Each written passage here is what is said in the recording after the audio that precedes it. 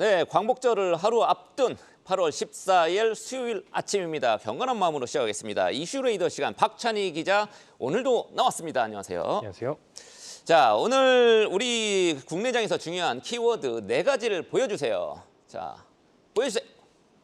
CPI부터 나옵니다. 역시 글로벌 증시가 지금 요거 주목하고 있죠. 손해보험주, K배터리, 엔비디아 순으로 보겠습니다. 첫 번째 CPI가 한국 시간으로 오늘 밤 9시 30분. 제가 뉴욕에 있을 때는 항상 아침 8시 30분에 주요 지표들이 줄줄이 나와서 그거 기대했었는데 항상 주목하고 있었는데 한국 시간 오늘 밤 9시 반에 나오죠? 맞습니다. 오늘 미국 증시는 이 7월 생산자 물가지수를 통해 물가가 예상보다 빠르게 둔화하고 있는 것을 확인하면서 일제히 급등했습니다. 7월 PPI는 전월 대비 0.1% 올라서 지난해 3월 이후 가장 완만한 상승률을 기록했는데요. 이에 따라 미국 연준의 9월 금리 인하도 좀 당연시되는 분위기입니다. 시장에서는 오늘 발표되는 이 7월 CPI 결과에 따라서 연준이 올해 최대 3차례 금리 인하에 나설 수 있다는 그런 시나리오까지 나왔습니다.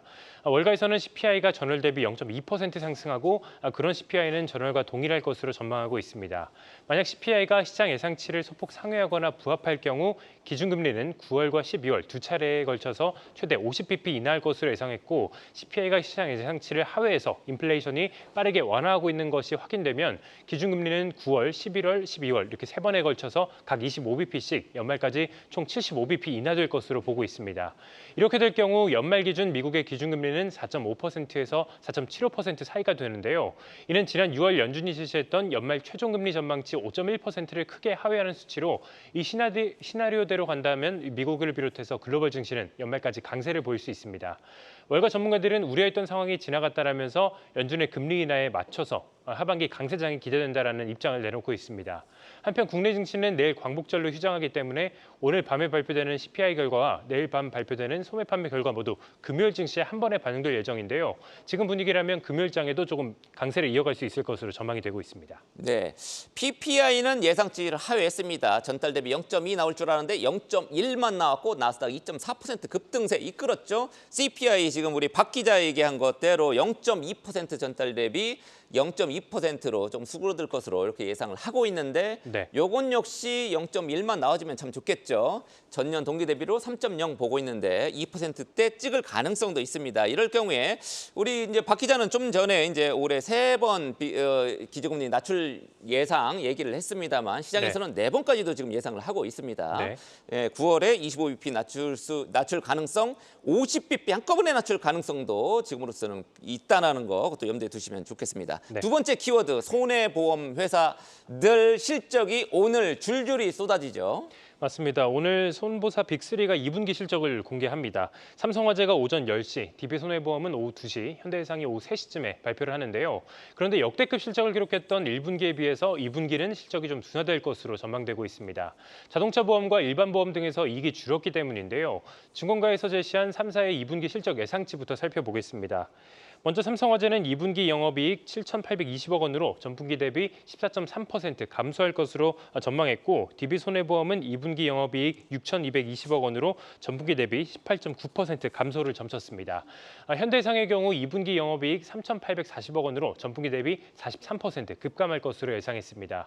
2분기 실적 감소의 핵심 원인은 자동차보험 손해율입니다. 이번 여름 역대급 장마철로 인해서 자동차보험 손해율이 큰 폭으로 늘어난 겁니다. 보통 보험업계에서는 자동차보험 손해율이 80%가 넘어가면 적자라고 보는데요. 이미 상반기에만 손해율이 79%에 육박한 바 있습니다. 여기에 자동차 보험료율을 인하한 점도 이익 감소를 부추겼습니다. 다만 손보사들이 최근 장기 보장성 보험을 공격적으로 늘린 만큼 2분기 보험 손익 부분은 좀 양호할 것으로 전망이 되고 있습니다. 또한 9월 금리 하락 기대감으로 투자 운용 수익도 늘어난 점도 실적 방어에 어느 정도 기여할 것으로 예상이 되고 있습니다. 한편 손보사들의 2분기 실적 발표에서 가장 주목할 점은 주주환원인데요. 보험주가 이 밸류업 프로그램의 대표 수혜 업종인 만큼 주주환원의 힘을 쓸 수밖에 없기 때문입니다. 앞서 손보사들은 지난 1분기 실적 발표 때에도 자사주 소각과 높은 배당 수익률 등을 검토하고 있다고 밝힌 바 있습니다. 지금까지는 삼성화재만 실적 발표 이후 컨퍼런스 콜을 열었었는데 이번에는 이례적으로 그동안 컨퍼런스 콜을 열지 않았던 DB손해보험과 현대해상까지 설명회를 갖겠다라고 발표했는데요. 이에 따라 시장에서는 손보사들이 주주환원에 대해서 좀 구체적인 발표를 내놓는 것 아니냐 이런 기대감이 좀 커지고 있습니다. 네, 실적 2분기 실적은 별로 안 좋겠지만 안 좋을 것으로 지금 컨센서스가 형성이 돼 있지만 주주환원 정책을 내놓을 가능성이 있다. 주가는 급탄력을 받을 수도 있겠죠. 특이하게 컨퍼런스 콜도 연다고 하니까 오늘 좀 지켜보겠습니다. 세 번째 키워드 K배터리 관심이 굉장히 큽니다. 전기차, 벤츠죠. 우리 뭐 국산 전기차보다는 지금 벤츠 전기차 화재가 굉장히 큰 이슈인데 요것 때문에 K배터리, 특히 전고체 배터리 관련주 어제 급등했단 말이죠. 맞습니다. 인천 아파트 전기차재 원인이 이 중국산 배터리인 것으로 확인이 되면서 K배터리 업체들의 반사 이익이 조금 강한 모습입니다. 실제로 전날 국내 증시가 부진했음에도 불구하고 이 배터리 관련주들은 일제히 급등세로 거래를 마쳤는데요. 특히 전고체 배터리를 생산하는 기업들을 중심으로 주가가 강세를 보였습니다. 유가증권 시장에서는 한농화성이 23% 급등하면서 코스피 상장사 중에서 가장 높은 상승률을 보였는데요. 한농화성은 전고체 배터리 전해질을 개발하고 있습니다. 코스닥 시장에서는 전고체 배터리 전해액을 생산하는 이 CIS가 15.9% 상승했고 이 밖에 이수화학, 첨보 등도 나란히 올랐습니다. 이번 화재가 발생한 배터리를 비롯해서 현재 전기차에 들어가는 배터리 대부분이 리튬이온 배터리인데요.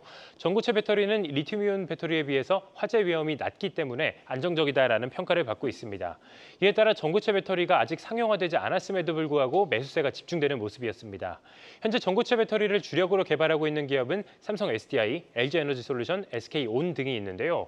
삼성 SDI는 2027년, LG엔솔과 SK온은 2030년 상용화를 목표하고 있다라고 밝힌 바 있습니다. 한편 전고체 배터리 관련주 외에도 주목을 받은 업종이 있었는데 바로 배터리 과충전 예방 관련주들입니다. 이번에 정부 주도하에 진행된 배터리 안전대책회의에서 현재 설치된 전기차 충전기에 과충전 예방 장치를 추가하거나 과충전 방지 충전기로 교체하자라는 안건이 논의됐기 때문인데요. 이에 관련 기술을 보유한 이 YM텍과 휴맥스 홀딩스, 캐리, 알티캐스트 등은 상한가를 기록한 바 있습니다.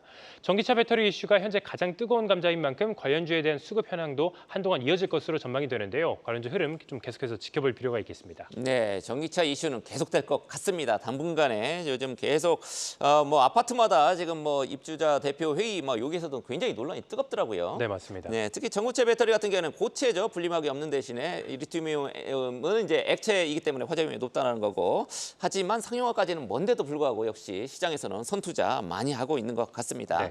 마지막 이슈 엔비디아. 야, 주당 $100 깨졌었는데 어느덧 지금 보니까 지금 $110를 훌쩍 넘었더라고요. 맞습니다. 이 월스트리트 역사상 가장 성공한 펀드 매니저 중 한 명으로 평가받는 이 피터 린치가 잘 모르겠다면 성장하는 업종의 1위 기업에 투자해라 이런 말을 남겼습니다. 제가 엔비디아를 보면서 이 피터 린치의 말이 항상 좀 떠오르곤 했는데요. 최근 엔비디아의 주가가 말씀해주신 것처럼 좀 심상치 않습니다.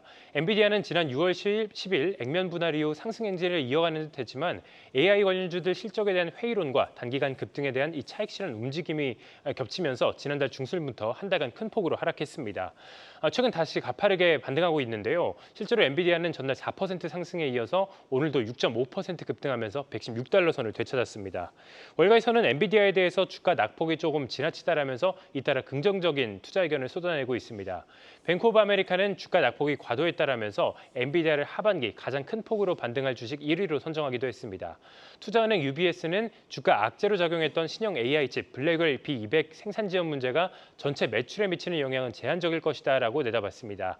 UBS는 이 블랙웰 출하 지연은 최대 4에서 6주 사이인데 블랙웰 매출의 이 빈자리는 현재 주력 상품인 호퍼칩 판매 매출로 충당할 수 있다라고 평가를 했습니다. 한편 엔비디아는 오는 28일 실적 발표를 앞두고 있는데요. 월가에서 제시한 주당 순이익 전망치는 전분기 대비 4.6% 오른 0.64달러이며 매출 예상치는 전분기 대비 10% 증가한 286억 달러로 점쳐지고 있습니다. 그동안 엔비디아가 좀 꾸준히 깜짝 호실적을 발표한 만큼 이번 실적 예상치는 좀 보수적으로 점쳐졌는데요.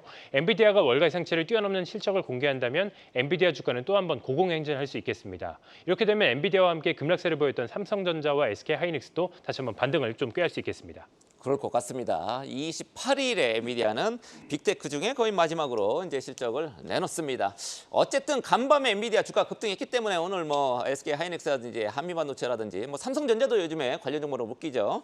오늘 반등을 기대하겠습니다. 지금까지 박찬희 기자와 함께한 이슈 레이더였습니다. 계속해서 다양한 경제 이슈를 알고 싶다면 구독과 좋아요, 알림 설정 부탁드립니다. AI 캐스터 권미정이었습니다.